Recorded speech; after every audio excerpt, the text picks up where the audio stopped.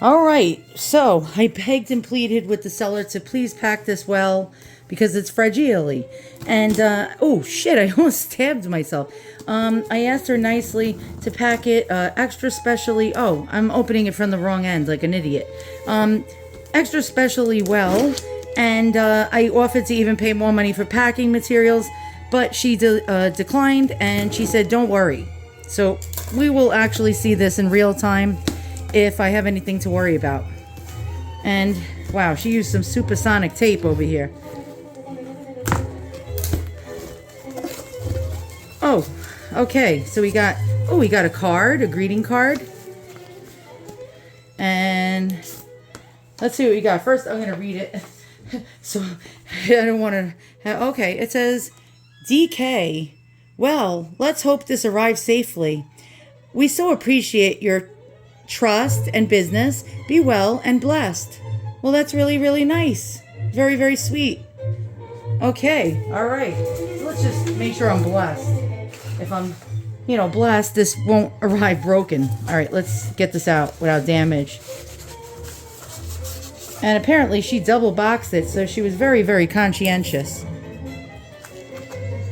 Oh, okay, it's not taped, thank goodness. All right, oh, it's taped. I figured I spoke too soon. Okay. Oh, snap, I almost dropped it. And I'm quite dangerous with these scissors. And she did listen. Wow, this is what you call a good eBay seller. This is a really good eBay seller. Holy cow. And this gets even better. This gets even better.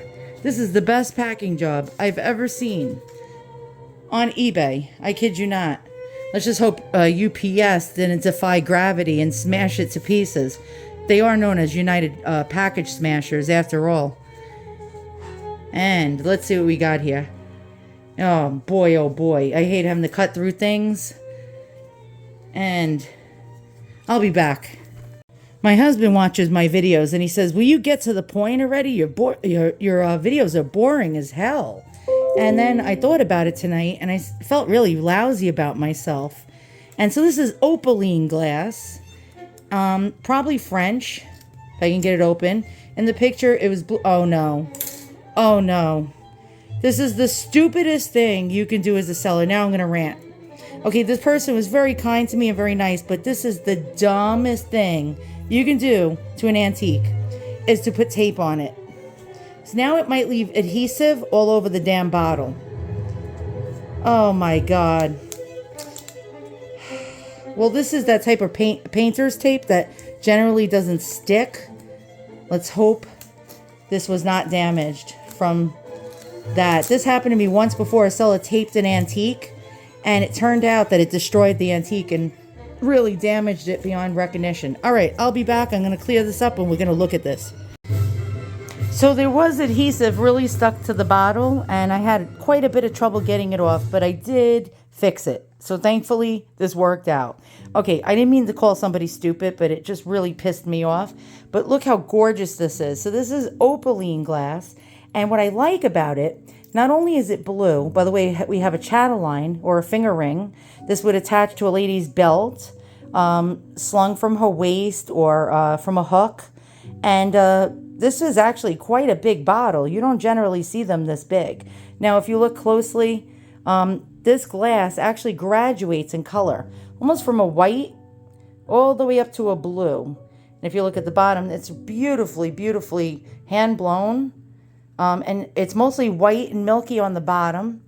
And then as you graduate up, it gets bluer and bluer. Now, this is quite lovely. Now I'm going to hold on. I'm going to show you how it dangles. And so it would have dangled from a lady's waistband. Really quite lovely. And you don't generally, and I'll tell you right now, you don't generally see them this big. This is actually a large perfume bottle. The only thing that has its negatives about it is it's missing its original stopper. And let's try to open it. And okay, so it's missing its original stopper. Sometimes a piece of cotton would be wadded in there. A lady would actually do that for some reason, I guess to catch a whiff of the perfume from the cotton ball on the top. Let's just close this and very gently. Okay, good. It caught. And really, this is great. I'm going to show this to you in better light. And we're going to talk a little bit more about opaline glass and where it originated from. So as you can see in the light, look at this. This is really spectacular. And again, this is a very, very large bottle. Now, opaline glass, I used to call it opaline glass. And somebody commented and they basically told me I should be banned from making videos because I can't pronounce things correctly. And I explained to them, I'm not an expert. This is the Ghetto Antiques Roadshow where everything is pronounced incorrectly, boys and girls. And so screw that guy anyway. I banned him from my channel. Okay, so opaline glass was actually a French glass. It originated basically more so the most in France. Other countries did make it. Countries such as England made something called Bristol glass that was very similar. The Italians made veritable, and I'm probably pronouncing it wrong. Don't be a prick in the comments and try to be a know-it-all and say, I caught you in a mistake. I am not Dr. Lori, and I am not the real Antiques Roadshow. Let's just put it that way. But they had something called veritable opal as well. But opaline glass that's made in France is the only true opaline glass.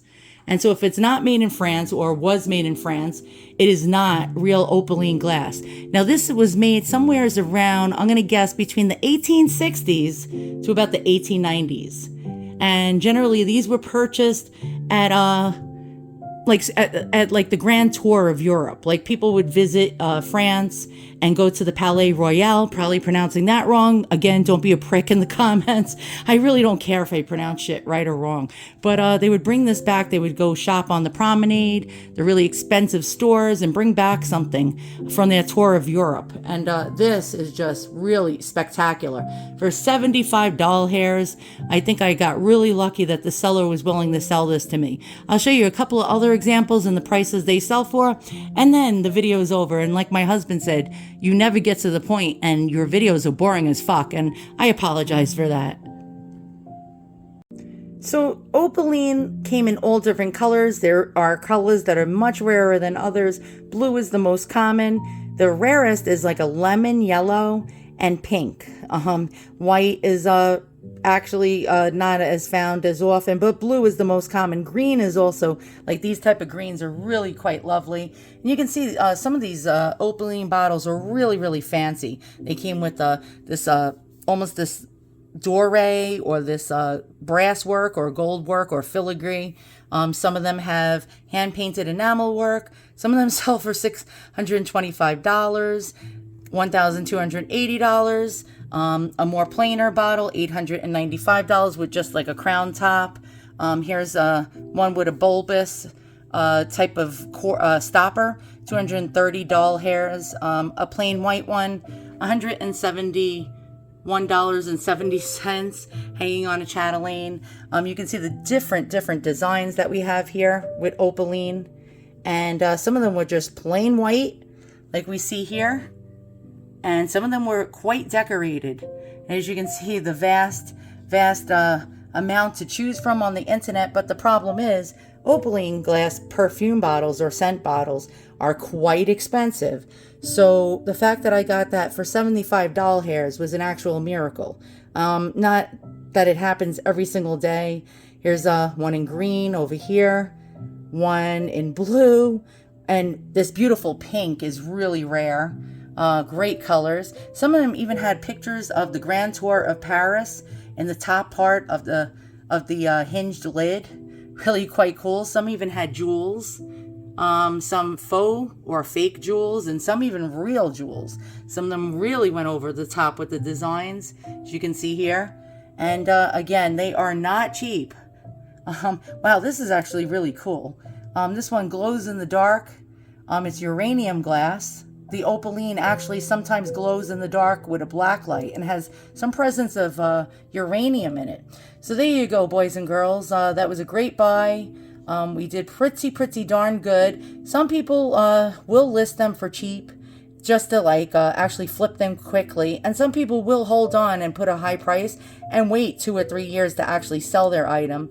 For example, here's one on Etsy. And this seller actually underpriced this perfume bottle by a lot, 148.02. It's probably for a quick flip. She probably got it at a thrift store or an estate sale and is actually thinking of, oh, she's not being greedy. She's going to just let it go. Well, if I had something like this, I would not put a price tag of less than $300 on it.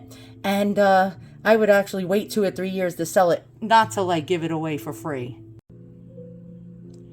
So this is another great one to add to my collection. Thank you for tuning in to another episode of the Ghetto Antiques Roadshow, where I'm not Dr. Lori, and I'm not the real Antiques Roadshow. I'm just some dumb schmuck that collects things and buys way too much shit on eBay. And I have a ball doing it and sharing my stuff with you. It's almost like a virtual show and tell. I'll see you guys all soon. So long.